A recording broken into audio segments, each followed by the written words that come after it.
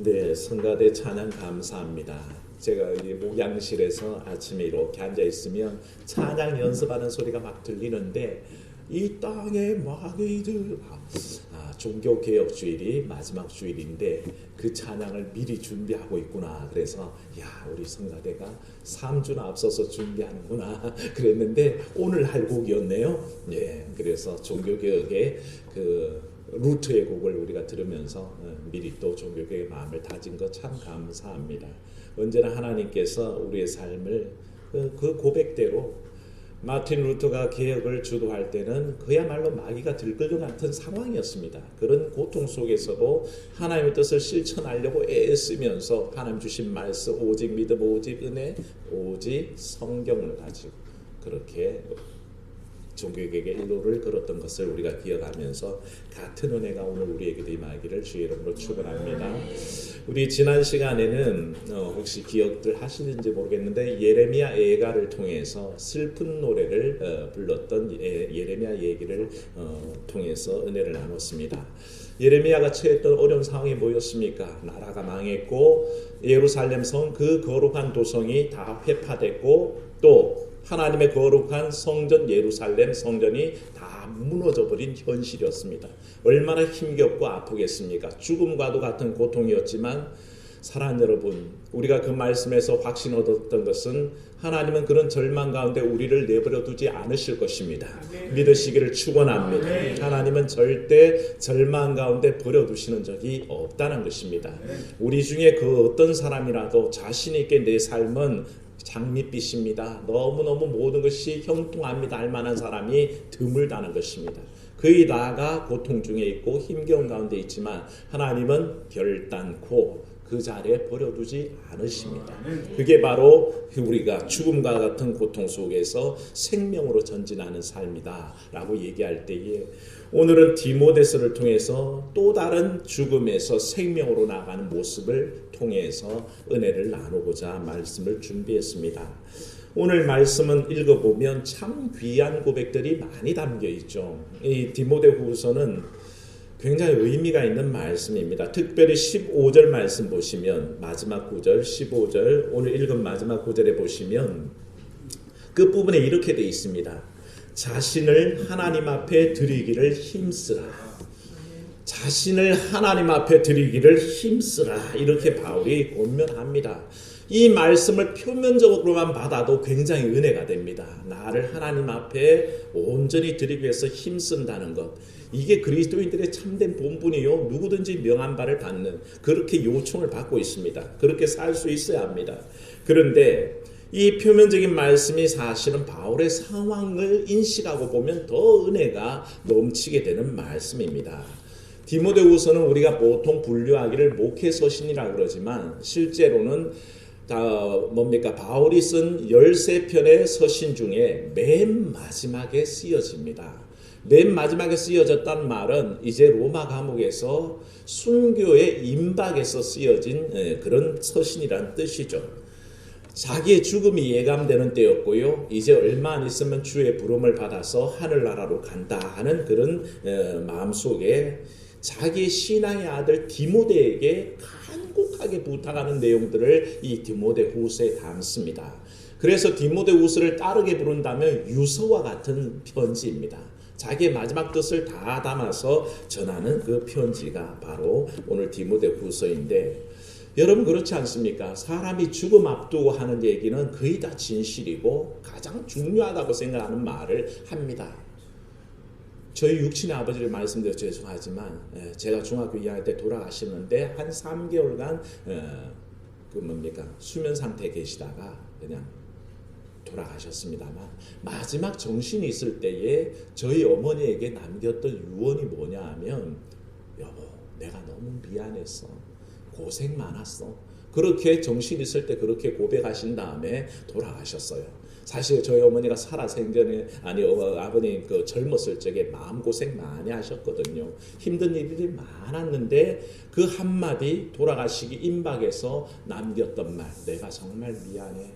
참 고생 많아서 이 한마디 눈물 흘리면서 들은 다음에는 모든 마음의 응어리들 다 풀어버리고 지내신 것을 봅니다. 그러니까 사람의 마지막 말이 가지는 힘은 굉장한 거죠. 진실을 담아 얘기하는 겁니다.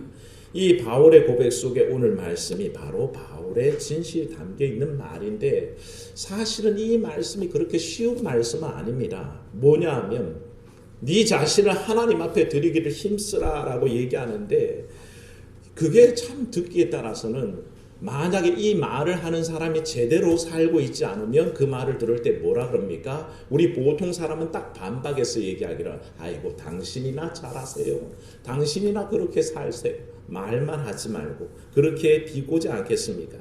사실 목사들이 제일 힘든 게 뭔지 아십니까? 목사들은 설교를 굉장히 많이 합니다. 그 설교의 대부분은 뭔지 아십니까? 하나님의 뜻대로 사세요, 하나님이 기뻐하시는 일을 하세요, 선한 일을 하세요, 이웃 사랑하세요, 섬기며 살아야 합니다 라고 그렇게 얘기하는데, 이 내용을 벗어나는 설교가 거의 없지 않습니까? 그런데 이 설교를 들으면서 교인들 마음속에 아이고 목사님이나 잘하세요 라는 말이 생각난다면 얼마나 기가 막힌 일이겠습니까? 근데 오늘 본문에서 사도 바울이 자신의 믿음으로 낳은 아들 디모데에게 담담하게 하나님 앞에 자신을 드리기 위해 힘쓰라라고 얘기할 때에, 디모데가 이 편지를 받고 아이고 바울이요 당신이나 잘하세요 라는 생각을 했을까요? 결코 그럴 수가 없다는 것입니다. 아마 디모데가 이 편지를 받아봤을 때는 그 눈에서 눈물이 왈칵 쏟아졌을 겁니다. 왜냐하면 바울의 삶을 알거든요. 바울이 지금까지 어떻게 살아왔는지를 그가 더 잘 알고 있습니다. 그래서 온 힘을 다해서 하나님의 뜻을 실천하게 살았습니다. 자기 자신을 하나님께 드리기 위해서 살았던 사람이고, 이제 마지막 순간에 뭡니까? 로마 감옥에서 죽음을 앞두고 기다리는 삶의 처지를 알고 있기 때문에 아마 이 편지를 받았을 때 디모데는 눈물을 많이 흘리면서 읽었을 거라고 저는 짐작을 합니다. 바울이 범죄자라서 지금 감옥에 있습니까? 아닙니다. 바울은 단지 하나님의 말씀 실천하고 말씀 전하고 복음 전하고 예수 그리스도가 진리라는 것을 전하고 주 예수를 믿으라 그리하면 너와 내 집이 구원을 얻으리라, 이 말씀 선포하면서 살다가 이 그 죄 때문에 감옥에 가 있는 것입니다. 그 모든 일정을 다 알기에 디모데 마음은 더 감동이었고, 바울 선생님이 하시는 말씀 네 자신을 하나님께 드리기를 힘쓰라 하는 말이 얼마나 디모데 마음속에 깊이 각인되었는지 충분히 알 수 있는 대목이죠. 우리는 바울의 삶을 잘 알고 있습니다. 바울은 예수님께로부터 이방인의 사도라는 직분을 받아서 세워졌습니다. 우리가 아는 1, 2, 3차 전도 여행을 하면서 얼마나 고난을 많이 받았는지, 바울의 고난받았던 것을 생각하면 우리 보통 사람들은 평생에 한두 번 겨우 겪을 일을 바울은 수도 없이 겪었던 사람입니다.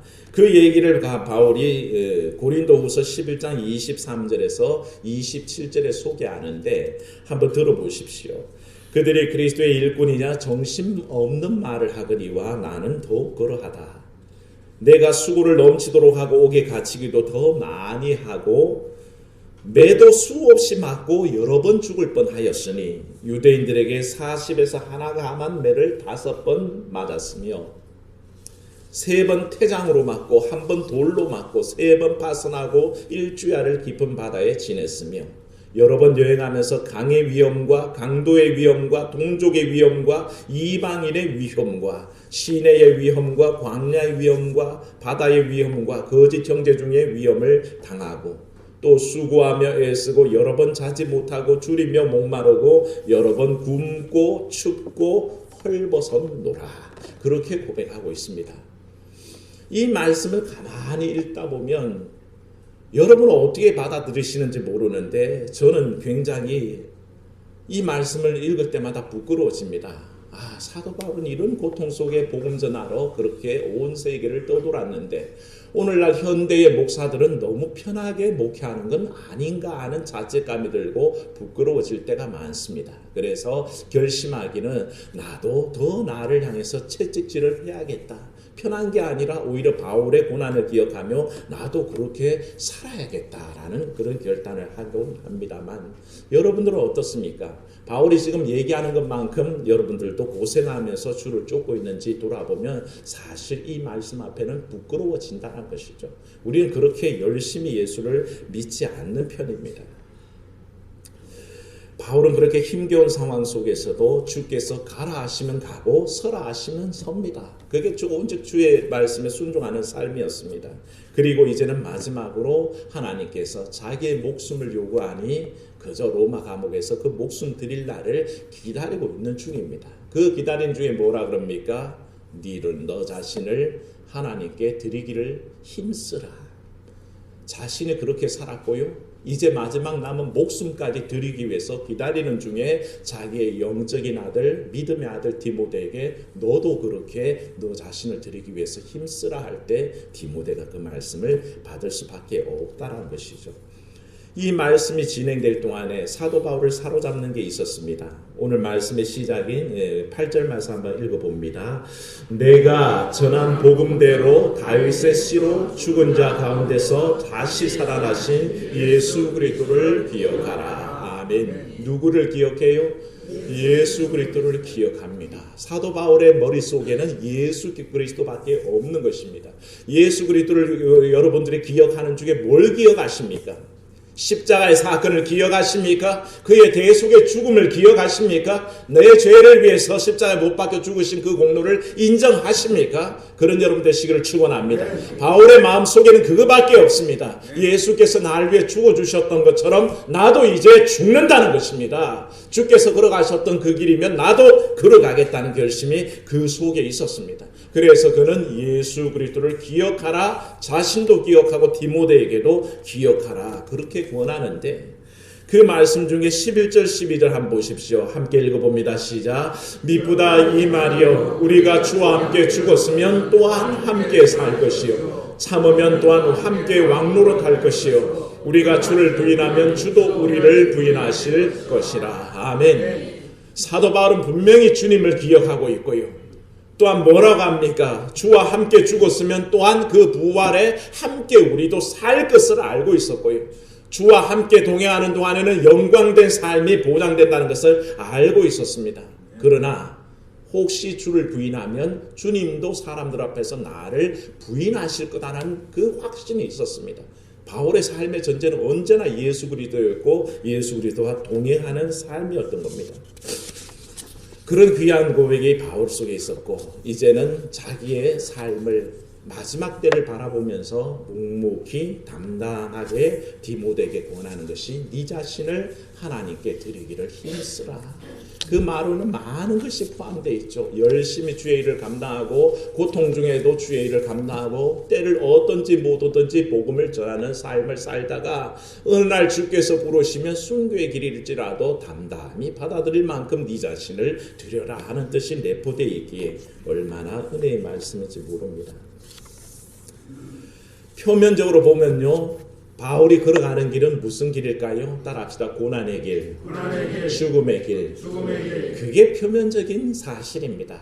겉으로 드러나 보이는 것은 바울은 지금 고난의 길을 걷고 죽음을 향해서 걷고 있습니다. 남들이 보면요, 저게 도대체 뭐라고 저렇게 요즘 아이들이 쓰는 말, 정말 개고생을 하면서 저렇게 힘들게 살까?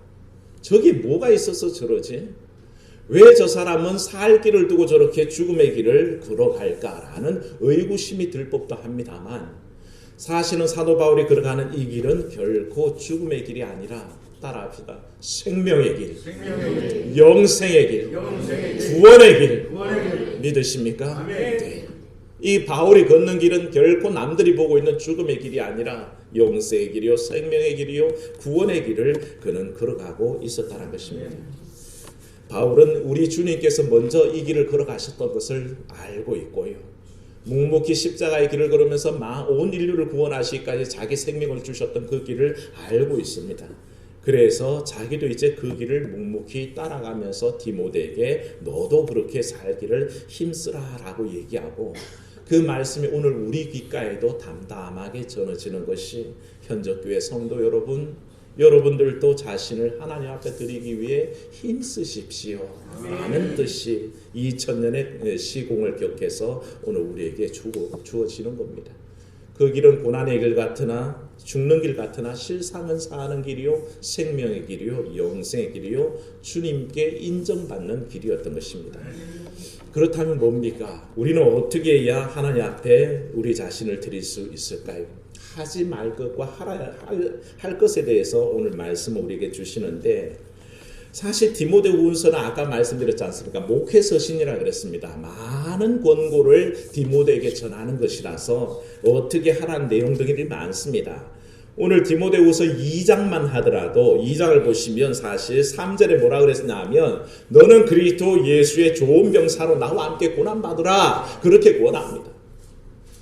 예수 그리스도를 위해서 고난받는 자로 살라라는 뜻이 담겨 있고, 20절에도 하나의 권면이 있죠. 20절 말씀에는 큰 집에는 금그릇도 있고 은그릇도 있고 나무그릇도 있고 질그릇도 있는데 이 모든 것들이 쓰임받기에 합당하도록 자기를 깨끗하게 하라는 것입니다. 그런 권고들이 수도 없이 많습니다. 다 귀한 표현이죠.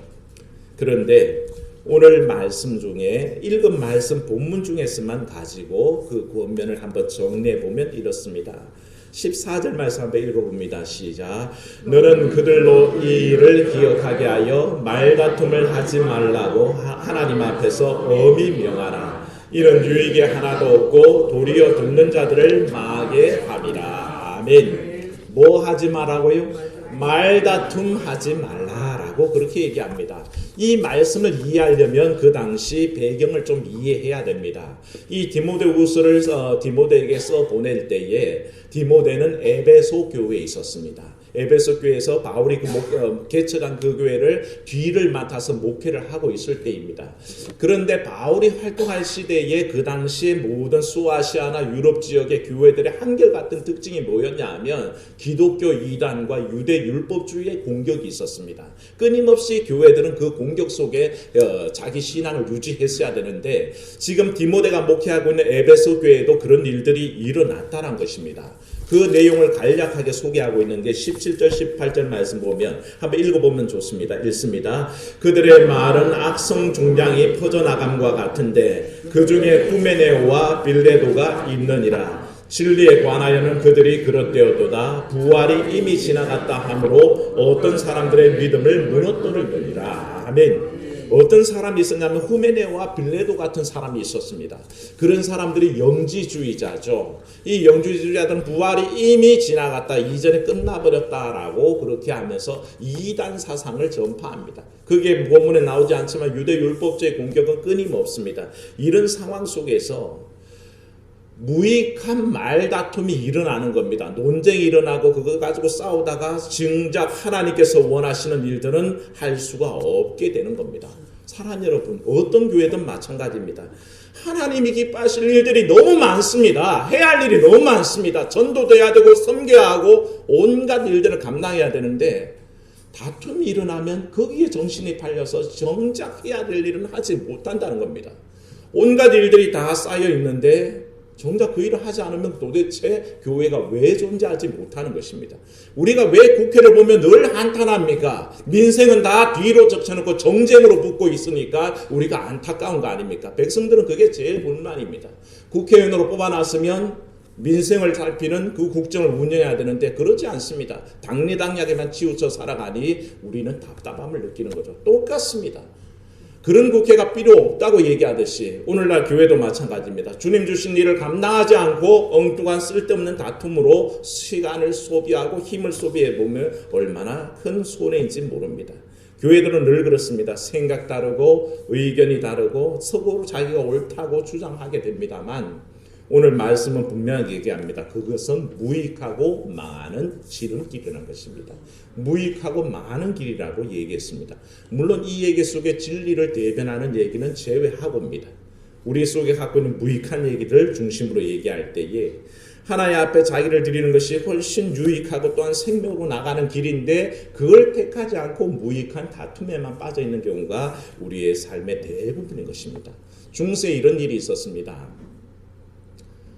그 토마스 아퀴나스가 신학대전이라는 책을 써가지고 도대체 천사란 존재는 한 공간에 얼마만큼이나 모일 수 있을까라는 자기 나름대로의 신학적인 그 의견들을 적었는데, 반대파들이 뭐라고 공격했냐면 바늘 끄기 위해 천사들이 몇 명이나 춤출 수 있을까요? 라는 말로 바꿔서 매우 비꼬고 비아냥거리는 적이 있습니다. 그게 옛날 역사 속에 있습니다.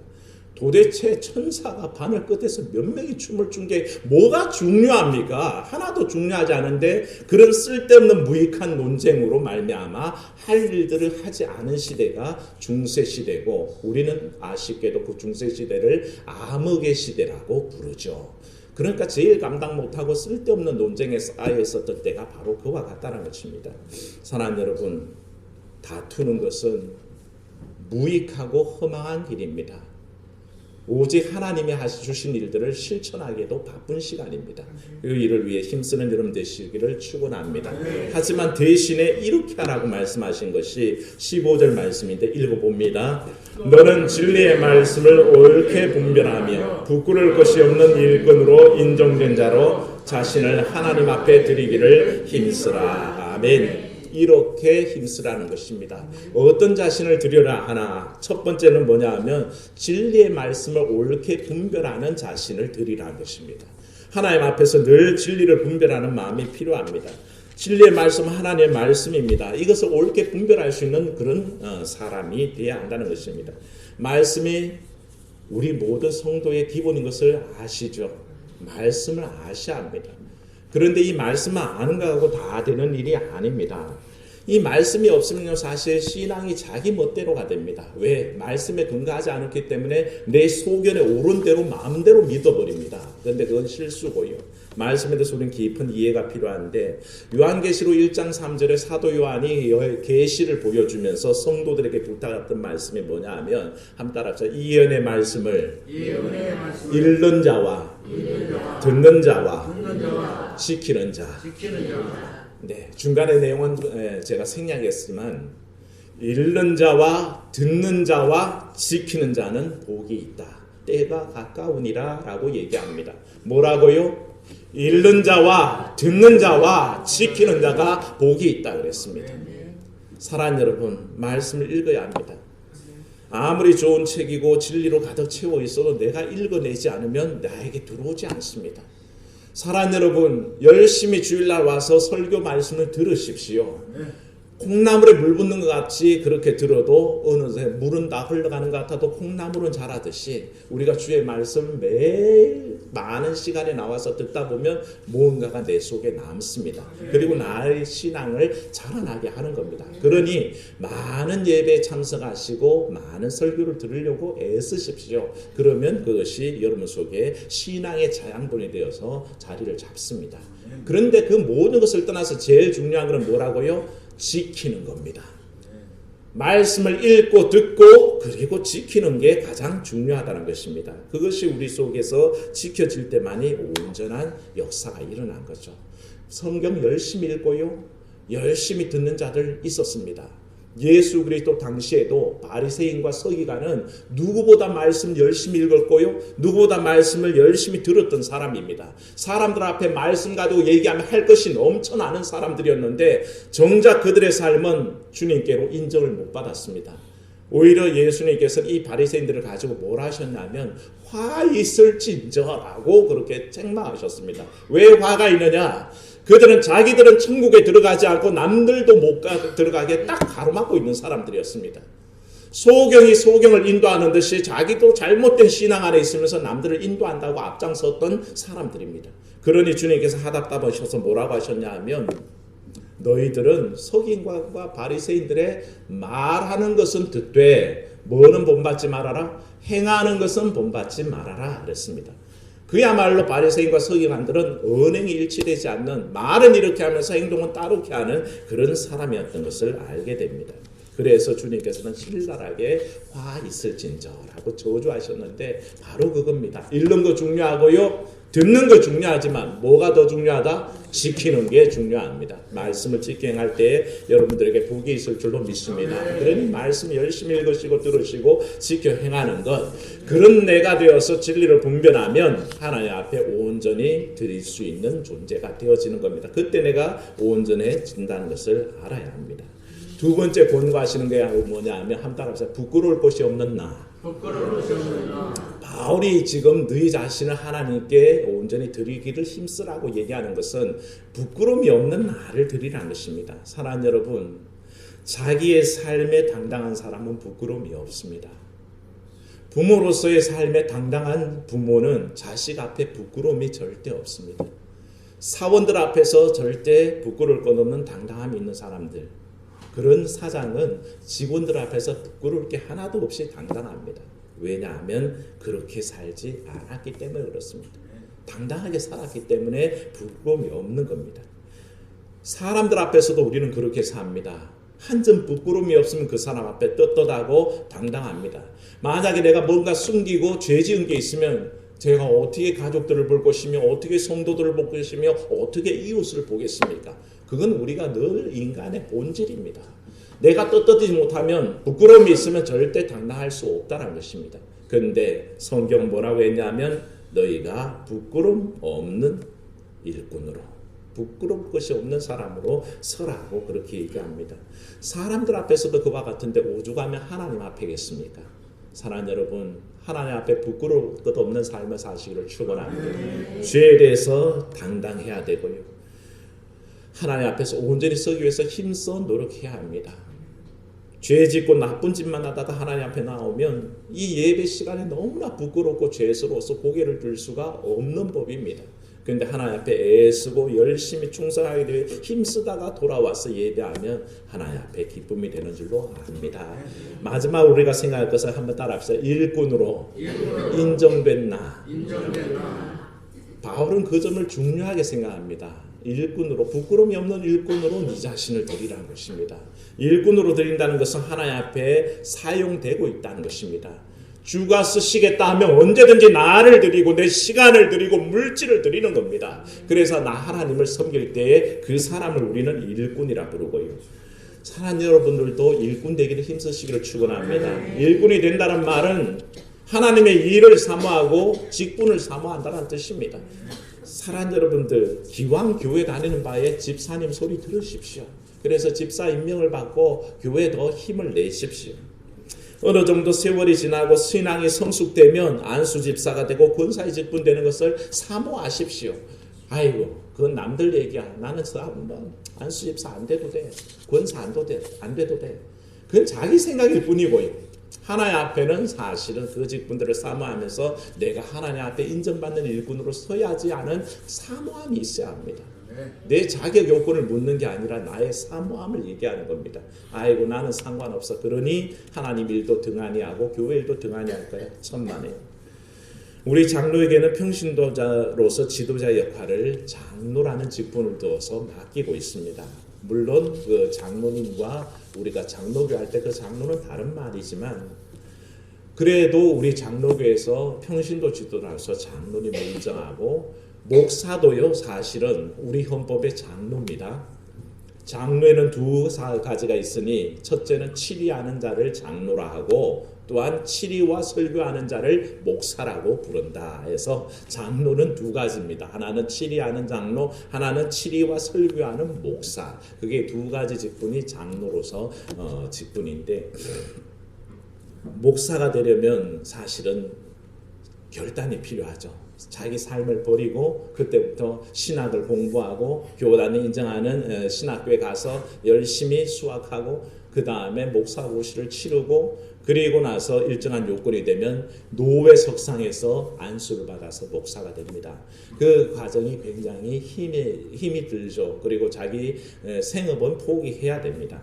그렇게 목사가 되는 길이 아니라면 사실은 평신도로서는 신학을 하지 않고 장로가 되는 일이 참 복된 일인 것입니다. 장로 아무나 하는 거 아니라는 것을 여러분들 아시기를 바랍니다.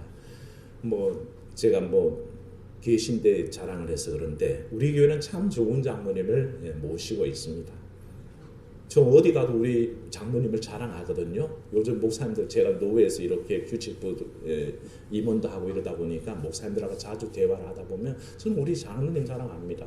그런데 다른 교회 장로님들이 목사님들이 자기 장로님 자랑할 때 우리 장로님은 어느 대학 교수고 치과 의사고 뭐 어느 기업체 사장님이고 그런 걸 막 얘기하시는데 그때 제가 얘기합니다. 우리 장로님은 예배 빠지지 않습니다.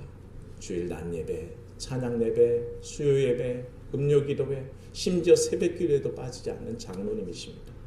그러면 다른 사람들이 다른 세상적인 것 자랑하다가 우리 장로님 얘기를 들으면 말을 못합니다. 더 이상 말을 못합니다. 왜?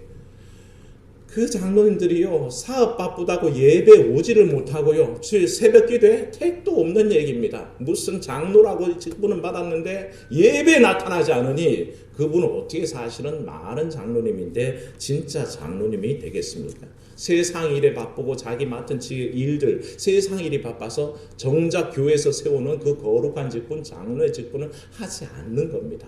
그러니 할 말이 없죠. 목사님들이 자랑하려다가도 자랑할 말이 없는 겁니다.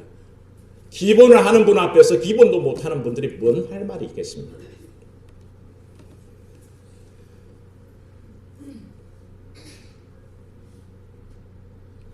오직 주의 말씀에 주신 대로 진리를 분별하고 부끄러울 것이 없고 일꾼으로 인정되는 그런 분들이 하나님께서 세우는 사람이 돼야 되고요. 그런 사람이 목사가 돼야 되고 그런 사람이 장로가 돼야 되고 그런 모든 이들이 직분자요 그리스도인이 돼야 합니다.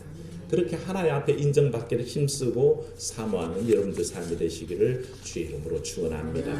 사도 바울이 걸었던 길은 결코 죽음의 길이 아니듯이 우리가 걸어가는 이 길도 결코 죽음의 길이 아닙니다. 아무리 고생스럽고 고통스러워 보여도 그 길이 생명길인지 알고 전진한 여러분 그 모든 여러분들의 시기를 주의 이름으로 축원합니다.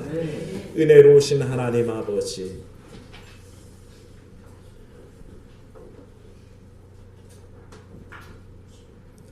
우리가 우리 주 앞에 우리 자신을 드리기 위해 얼마나 힘쓰고 있는지 돌아보게 됩니다.